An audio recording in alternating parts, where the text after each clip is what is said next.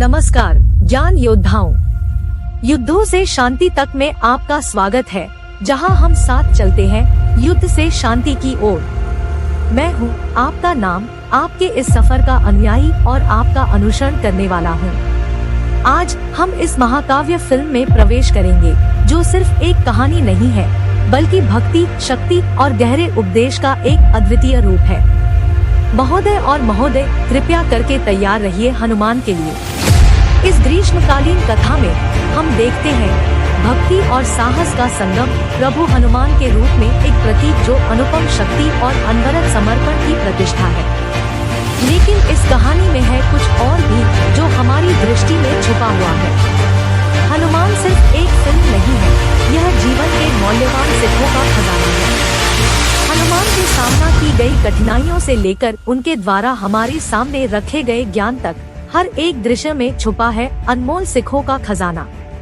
हम साथ में इस कथा के गहरे तत्वों को खोलेंगे, समझेंगे कैसे ये सिक्खें हमें हमारे अपने युद्धों से शांति की ओर ले जा सकती हैं। चाहे आप एक भक्त हो जो आध्यात्मिक दृष्टिकोण की खोज में है, या एक सिनेमैटिक प्रशंसक, यह वीडियो आपके लिए है। तो तैयार हो जाइए एक उत्साहजनक यात्रा के लिए, क्योंकि हनुमान सिर्फ एक फिल्म नहीं है, यह जीवन का एक महाकाव्य है। और हमारे चैनल को सब्सक्राइब करें ताकि आप हमारी आने वाली वीडियो से जुड़े रह सकें। युद्ध से शांति की ओर बदलने के लिए तैयार हो जाइए, सिर्फ युद्धों से शांति तक पर। हनुमान के रूप में भी विपणन किया गया एक 2024 भारतीय तेलुगु भाषा की सुपर हीरो फिल्म है, जो प्रशांत वर्मा द्वारा लिखित और निर्देशित और प्राइम शो एंटरटेनमेंट द्वारा निर्मित है। इसमें अमृता अय्यर, वरलक्ष्मी शरद कुमार, समुद्रकानी, विनय राय और वेनेला किशोर के साथ तेजा सज्जा मुख्य भूमिका में है। यह फिल्म अंजनाद्री के काल्पनिक गांव में स्थापित है और प्रशांत वर्मा सिनेमैटिक यूनिवर्स की पहली किस्त है, जो अंजनाद्री नामक काल्पनिक जगह पर आधारित है। यह फिल्म हनुमंतु की कहानी है, जिसे अंजनाद्री के लोगों को बचाने के लिए भगवान हनुमान की शक्ति मिलती है और एक रहस्यमय रत्न के संपर्क में आने के बाद उसका सामना माइकल से होता है। फिल्म की आधिकारिक घोषणा मई 2021 में की गई थी। मुख्य फोटोग्राफी 25 जून 2021 को हैदराबाद में शुरू हुई और अप्रैल 2023 के मध्य तक पूरी हो गई। फिल्म में संगीत अनुदीप देव, गौरहरी और कृष्णा सौरभ द्वारा दिया गया है। सिनेमेटोग्राफी दशरथी शिवेंद्र द्वारा की गई है। दृश्य प्रभावों की देखरेख की गई है वेंकट कुमार जेट्टी और संपादन साई बाबू तलारी द्वारा। प्रशांत वर्मा के निर्देशन, पटकथा लेखन, कलाकारों के प्रदर्शन, भगवान हनुमान के दृश्य, background score, VFX, production design और एक्शन दृश्यों की प्रशंसा करते हुए आलोचकों की ओर से सकारात्मक समीक्षाओं के कारण हनुमान को 12 जनवरी 2024 को संक्रांति के अवसर पर रिलीज किया गया था। इस फिल्म ने तेलुगु फिल्म के कई बॉक्स ऑफिस रिकॉर्ड तोड़ दिए।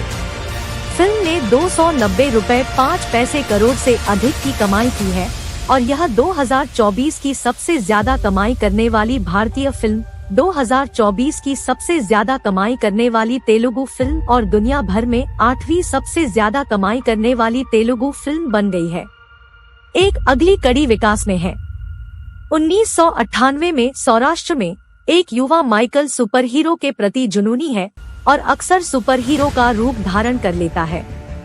अपने दोस्त सिरी के साथ घूमने के दौरान वह अपने घर की छत से कूदने की कोशिश करता है, लेकिन खुद को घायल कर लेता है, जिससे उसे अपने माता पिता का गुस्सा झेलना पड़ता है।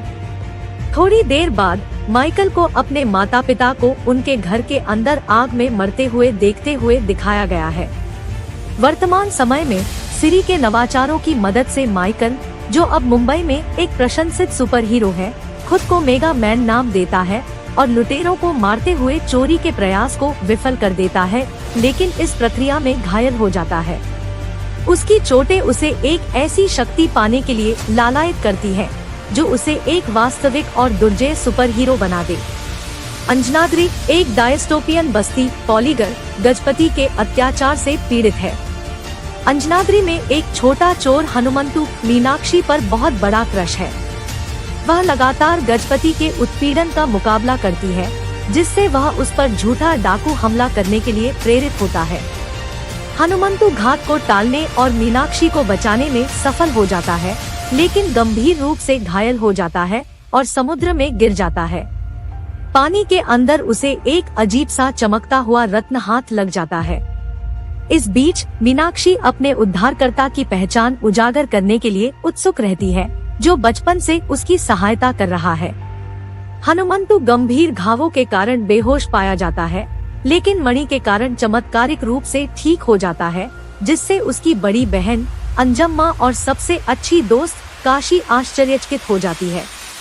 उसे यह भी पता चलता है कि उसने अलौकिक शक्ति प्राप्त कर ली है और यह पता लगाता है कि मणि केवल सूर्य के प्रकाश के संपर्क में आने पर ही काम करती है। इस बीच मीनाक्षी एक वृद्ध किसान को आत्महत्या का प्रयास करने के लिए मजबूर करने के लिए गजपति का सामना करती है और वह उसे पारंपरिक कुश्ती मैच के लिए चुनौती देता है। हनुमंतु मीनाक्षी का प्रतिनिधित्व करने के लिए आगे आता है और शुरू में हारने के बाद सूरज की किरण उस पर और मणि पर पड़ने के बाद उसे हरा देता है। उन्होंने मीनाक्षी को प्रभावित करते हुए नए नेता का फैसला करने के लिए लोकतांत्रिक चुनावों का प्रस्ताव रखा। इस समय माइकल और सिरी अंजनाद्री पहुंचते हैं। यह पता चला है कि माइकल को एक सोशल मीडिया क्लिप के माध्यम से हनुमंतु की नई अर्जित महाशक्तियों के बारे में पता चला था और वह उसकी क्षमताओं के मूल कारण को उजागर करना चाहता था। माइकल और सिरी ने गांव के उत्थान के बहाने अंजनाद्री में रहने का फैसला किया।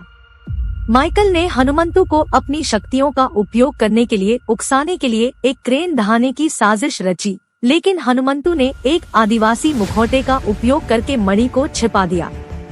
इस बीच हनुमंतु को काशी की दादी के माध्यम से अंजम्मा के प्रति बिना शर्त प्यार का एहसास होता है और वह अपने गैर जिम्मेदार आचरण से उसे चोट पहुंचाने पर पश्चाताप करता है। वह घर की जिम्मेदारी लेता है और उसकी शादी की व्यवस्था करता है। सिरी ने अपनी शक्तियों का स्रोत बताने के लिए हनुमंतु का अपहरण कर लिया।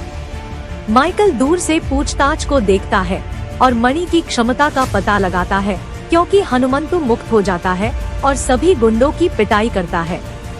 वह मीनाक्षी को गजपति द्वारा उसके पीछे भेजे गए अधिक डकैतों से बचाता है। इस प्रक्रिया में वह उसे बताता है कि वह बचपन से उसका रक्षक रहा है और मणि और उसकी शक्तियों के बारे में खुलासा करता है।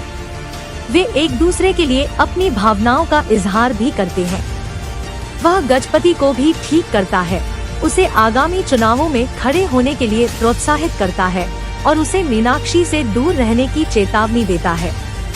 हनुमंतु माइकल के बारे में और अधिक जानने के लिए उसके कारवां में घुस जाता है। इस बीच माइकल ने मणि हासिल करने के लिए अंजनाद्री को नष्ट करने का फैसला किया। जब सिरी ने सहयोग करने से इनकार कर दिया तो माइकल ने खुलासा किया कि उसने ही बचपन में अपने माता पिता को आग लगाकर और घर के अंदर बंद करके उनकी हत्या कर दी थी। सिरी ने माइकल के बारे में सच्चाई उजागर करने की धमकी दी, लेकिन उसने उसे मारा, जिससे अस्थमा का दौरा पड़ा और उसे आग में मरने के लिए छोड़ दिया गया। माइकल को हनुमंतु की उपस्थिति का पता चलता है और वह अपने आदमियों से उस पर हमला करवाता है, लेकिन एक बुजुर्ग ऋषि खुद को हनुमंतु के रूप में प्रच्छन्न करके उन सभी से लड़ता है।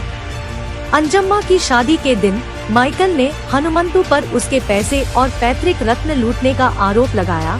अंजम्मा के निर्देश पर हनुमंतु मणि लौटा देता है, लेकिन यह एक आवर्धक कांच निकला जो माइकल की आंख को नुकसान पहुंचाता है और उसके असली रंग को उजागर करता है।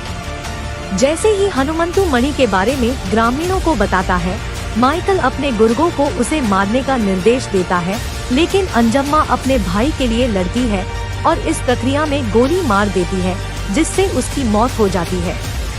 बादल छाए रहने के कारण अंजम्मा को बचाने में रत्न की असमर्थता से निराश होकर हनुमंतु ने उसे फेंक दिया और रोते हुए उसका अंतिम संस्कार कर दिया, जबकि माइकल ने ड्रोन के माध्यम से गांव में जहरीला धुआं छोड़ा, जिससे सभी ग्रामीण डर गए।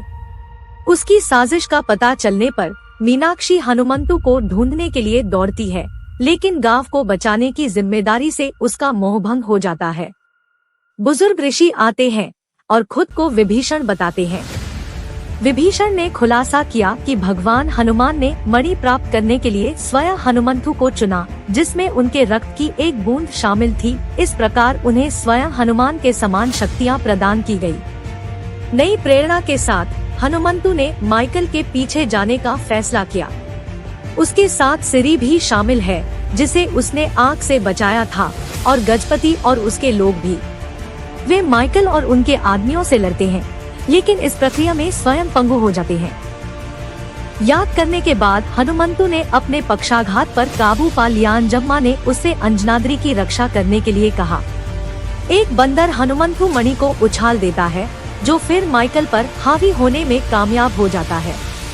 वह ड्रोन को भी नष्ट कर देता है और ग्रामीणों को उनके पक्षाघात से मुक्त कराता है। हालांकि हाथापाई में माइकल को रत्न मिल जाता है और वह अपने हेलीकॉप्टर में उड़ जाता है। हनुमंतु ने हेलीकॉप्टर में विस्फोट कर दिया, जिससे माइकल की मौत हो गई और मणि नष्ट हो गई। मणि से रक्त की बूंद स्थायी रूप से हनुमंतु में समाहित हो जाती है। जबकि विभीषण को असुरों के साथ जबरदस्त युद्ध की आशंका थी, भगवान हनुमान हिमालय की एक गुफा से निकलते हैं और हनुमंतु के सामने प्रकट होते हैं। विभीषण भगवान हनुमान द्वारा भगवान राम को दिए गए एक वादे को याद करते हैं और घोषणा करते हैं कि आखिरकार उनके लिए अपनी शपथ पर कायम रहने का समय आ गया है। भक्ति और समर्पण। हनुमान जी की अद्वितीय भक्ति और समर्पण की भावना हमें यह बताती है कि अगर हम किसी कार्य में समर्थ हैं और उसे निष्ठा से करते हैं, तो हम सभी कठिनाइयों को पार कर सकते हैं। अपने स्वार्थ के लिए नहीं, अन्यों के लिए हनुमान जी ने अपने आप को उसी राम के सेवक मान लिया जिनके लिए वहां आए थे। हमें यह याद रखना चाहिए कि अपने स्वार्थ के लिए नहीं, बल्कि दूसरों के लिए कार्य करना हमें अधिक संपूर्णता की ओर ले जाता है। अदम्य साहस। हनुमान जी का अदम्य साहस और असीम शक्ति हमें यह दिखाता है कि जब हम अपनी आत्मा में विश्वास करते हैं, तो हमारी सीमाएं एक महाकवि सी बन जाती है। आत्मनियंत्रण और समर्पण। हनुमान जी ने अपनी आत्मा को वश में करने के लिए अत्यंत समर्पण दिखाया। हमें यह सीखना चाहिए कि अपने लक्ष्यों के प्रति समर्पित रहना हमारे जीवन को सार्थक बना सकता है। आदर्श मित्रता और साथीत्व। हनुमान जी ने अपनी अद्वितीय मित्रता के माध्यम से दुनिया को यह सिखाया है कि सच्ची मित्रता और साथीत्व कभी भी कठिनाइयों को पार करने में सहायक हो सकते हैं। और इसी रूप में हनुमान हमें सिखाता है कि जीवन के हर युद्ध में, हर कदम पर हमें आत्मसमर्पण की आवश्यकता है। हमें यहाँ से शांति की ओर बढ़ने के लिए तैयार होना चाहिए, जैसा कि हमने देखा कि प्रभु हनुमान ने किया। आइए इस अनुपम कहानी को हमारे जीवन में समाहित करें और हमारी आत्मा को एक नए स्तर की ऊंचाइयों की ओर ले जाएं। हर एक परिस्थिति में हमें अपने अंदर की शक्ति को पहचानने का समय आ गया है। मैं आप सभी दर्शकों का आभारी हूँ जो इस साहसिक यात्रा में साथ चले। यह वीडियो बनाने में मेरा साथ देने के लिए धन्यवाद। अगर आपने अभी तक हमारे चैनल को सब्सक्राइब नहीं किया है, तो कृपया करके सब्सक्राइब करें ताकि आप हमारी आने वाली यात्राओं से जुड़े रह सके। युद्धों से शांति तक में फिर मिलेंगे। जब तक के लिए धन्यवाद। यात्रा जारी रहेगी, शांति हमेशा साथ रहेगी।